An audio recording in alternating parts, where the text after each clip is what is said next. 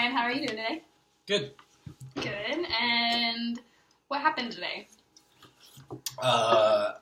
So this morning I had a meeting, and I work at a church, and so basically it was a meeting with the college pastor and the high school pastor, and then myself, and then the musical worship leader, and our admin as well.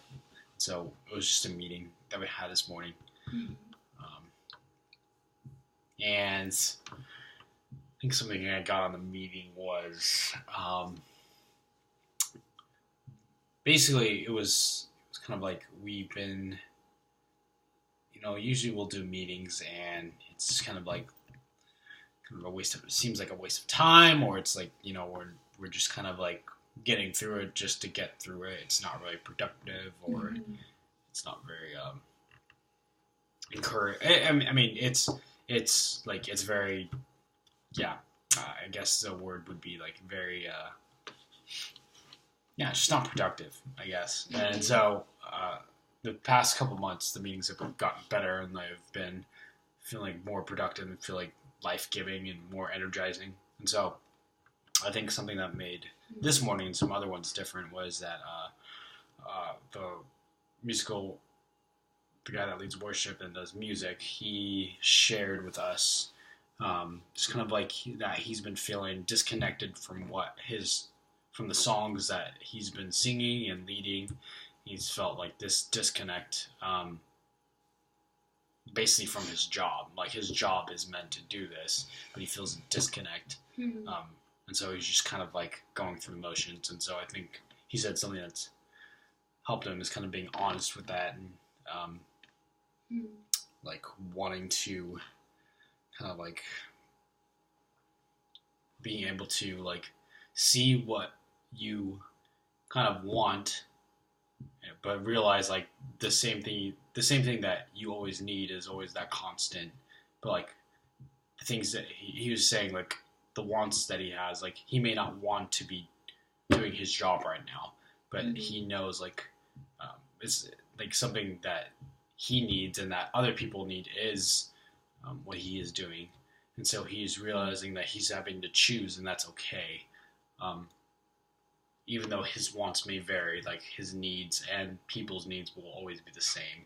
And so he was just talking about like how for himself, he doesn't feel the want to do the things he needs to do, but he's choosing to. And so I think that was helpful for everyone, because everyone at the job feels that way. And it's a very relatable feeling to have. Yeah, totally. So for a long time, the meetings weren't necessarily productive. They weren't, things weren't necessarily, like you guys weren't connecting. But lately, it's just seemed like you guys are on the same page, that you're relating to one another, that you're able to, just relate to one another. Is that what you're saying? Yeah. I would say I understand the feeling that he was having today, because, I mean, I think a lot of times in our meetings, there would be really no substance. It would just be like, kind of like, hey, let's get through the meeting so we can get on with our day. Yeah. But this meeting was kind of like, oh, wow, like that speaks to me, and that's something I need to hear, and like that open space for people to be honest with each other, and like kind of not be going through emotions, or being stagnant, or feeling passive, or feel like not understood, or feel like you can't be honest. And so the fact that people have been doing that at the meetings for the past 2 months, it's kind of like opened up a new space for that. And so it's allowed for the stuff that, that has to get done in a meeting. It helps that those practical things get done, because we're getting to the deeper things. And so overall it's been good. That's awesome. Yeah. So basically, I'm just going to summarize what you're saying just to to make sure that I'm hearing you correctly, that you've been in this job. How long have you been in this job? It's been 1.5 years. Okay. So you've been in this job for a while, and for over a year, would you say that you didn't feel like things were, like you were relating to the people you were working with? I think so. I think, yeah, I felt kind of distant. Mm-hmm. I felt kind of like I couldn't relate to the people that are there, just because maybe that was on me, or maybe it was on them, maybe it was both. I don't know, but I think now that more people have been open, I feel like I can be myself, and I feel like I can empathize or sympathize with people better that I work with now, because I know, like, oh wow, like they're going through some of the same things I go through, or different things that I go through, and I can hear them out and like understand, like, wow, like we're kind of going in the same direction with things, and we care about the same things. Even though we may have different ways of doing it, we have the same end goal. Yeah, totally. That's so good that you have people that you work with that you can relate to and have a common end goal with. I'm sure that makes things maybe not necessarily easier, but it just makes things easier to handle things, but maybe not simpler is what I'm trying to say. Can you give an example of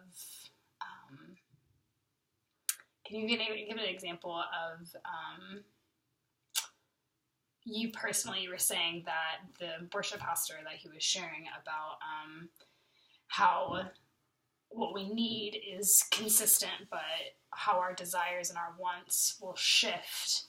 And you said you were relating to what he said. Can you give an example of ways that, in what you're doing as a pastor, that is the case? So my wants being different from what the needs are. Yeah. I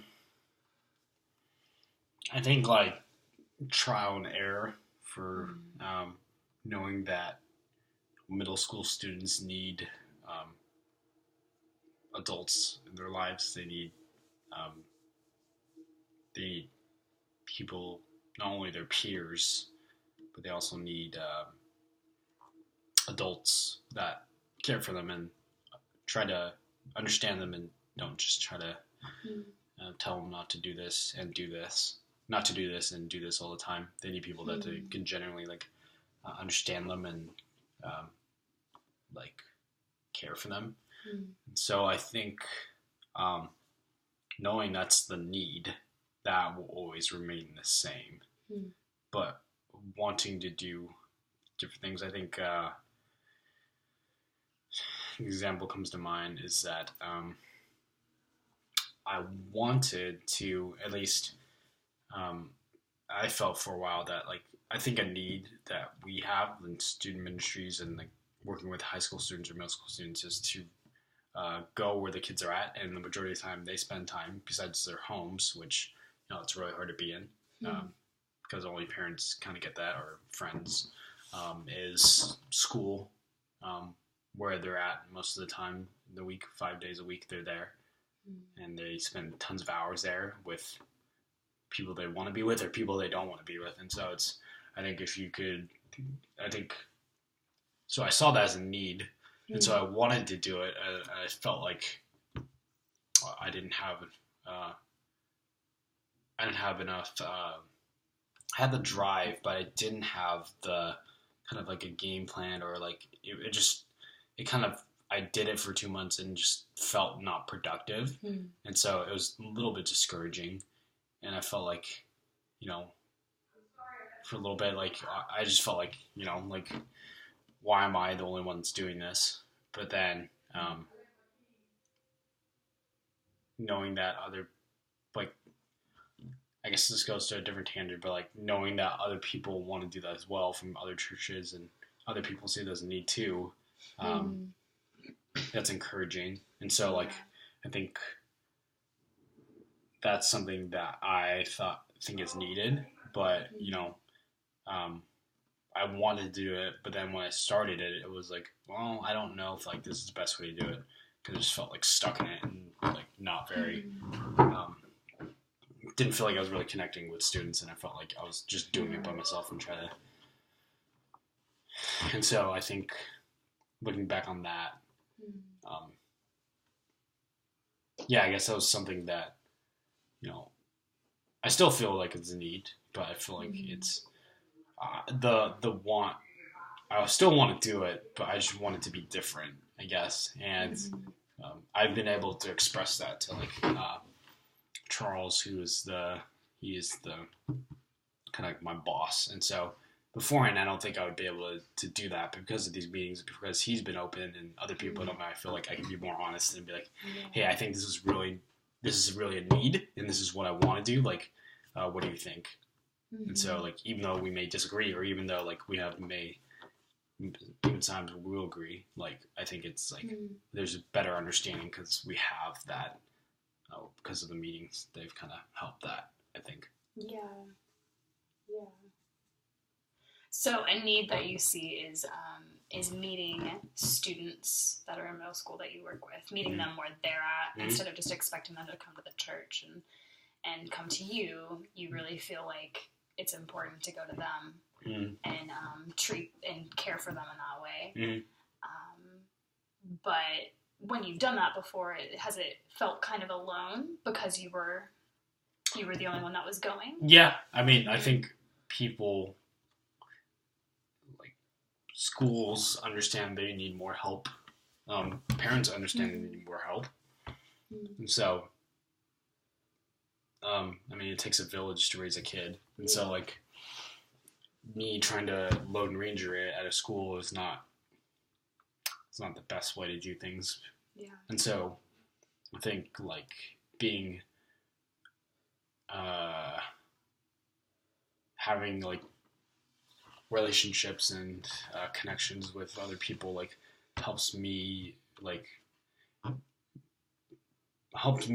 see the need, but like maybe changing my want to do change, like the need's still there, but I may want to try something different than what I was doing before, because I've gone through that experience of like, okay, that wasn't the most effective way to reach students and parents and help out the schools. But I feel like thinking about it more now, I can kind of better gauge like, okay, we need to partner with more people than just me going in there by myself. Like that's not very effective. And so I think, thinking it through, it's kind of like, and like asking other people is helping instead of just me. Like I said, load rangering it. Like I think like being open with other people and like asking them what they think or how can we do this is helping a lot. That's so good that you've learned from your experience and what you've been through before, and you're open to adjusting how you're doing things to better love the students. That's awesome. Do you have some ideas? I know you've already said, you beat me to my question. I was going to ask you if you could think of any practical ways that you could change that from being alone, and you've already thought of some ways. So are there some specific people that you could ask to go with you, or maybe do you have even one person that you can think of that would be willing to go with you, so that you're not alone? I think like the volunteers that are already helping out have already voiced that they would be on board with going to schools and stuff. And so because of that, that makes me want to have a system in place that helps that and nurtures that, instead of just like, okay, just do what I did. Because I didn't feel that was effective or very, productive. And so I wouldn't want to put people in the same position of feeling unproductive or feeling like this isn't doing anything. So I would want to set up a system where people can also feel like, hey, if I can feel like this is something that's life-giving or something that is very encouraging to me and to the students, then I want to invite other people into that space too. So I think like knowing that there's people behind that, I don't want to just be like, okay, let's go now. I want to think it through more and not be like putting it on the back burner, but putting it as thinking about how we can do it better, because I know I have support. So how can I do it better now that I have support behind me? Yeah. Instead of just like, okay, I have support, let's just do it. Yeah. Which wouldn't necessarily be bad, but I don't think that would be the best way to go about it. Yeah, totally. That's awesome.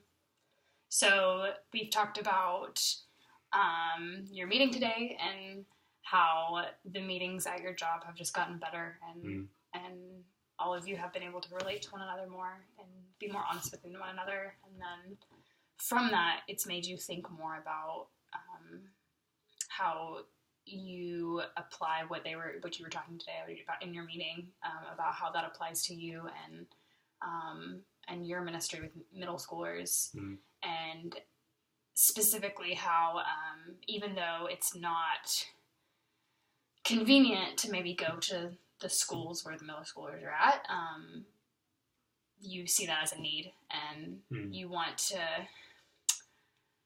since you want to be able to grow that and use that as a way to love the students, and you voiced that you feel like you have more support, that the other volunteers that you work with, that they're willing to do it, and that's encouraging. It makes you want to make that happen again. Does all of that check out? Would you say that I heard I've heard everything you've said? Is there anything that you want to add to that? Or? No, I think that's pretty accurate of what I'm thinking about and what I've processed and everything. Yeah. That's awesome. Maybe next time we talk, then we can make a game plan about how to take those practical steps to get back in schools and talk to the volunteers about what to do with the students at the schools. That's awesome. Thank you.